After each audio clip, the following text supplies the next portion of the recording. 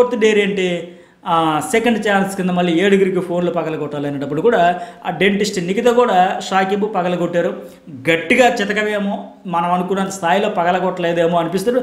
పడ ఆ అమ్మాయి కొట్టింది, ఇతను కొట్టాడు. సో ఇక్కడ ఏంటంటే వాళ్ళకి ఎలాగైనా ఉండాలి, ప్రూవ్ చేసుకోవడం కనపడింది ఇక్కడ.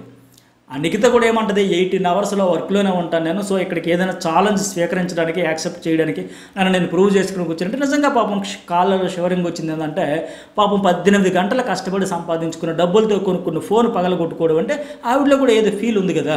పైగా మొన్న టాస్క్లో కూడా పర్ఫామ్ చేసింది కనుక ఈ ఒక్క అమ్మాయి విషయంలో నాకు కొద్దిగా అసంతృప్తి. ఈ అమ్మాయిని కూడా తీసుకుని ఉంటుంటే బాగుండు కదా. ఎటు ఫైనల్గా 15 మందికి ఆడియన్స్ ఓట్లతో అన్నారు కనుక ఇంకా సరే అమ్మ నీ పర్ఫార్మెన్స్ కూడా బెటర్గానే చూసి ఇచ్చారు కనుక ఈ సెకండ్ లెవెల్ అయినా ఓవరాల్గా చూశారు కనుక ఆ అమ్మాయికి కూడా ఇచ్చేసి ఉంటుంటే బెటర్ ఏమో నాకు అనిపించింది.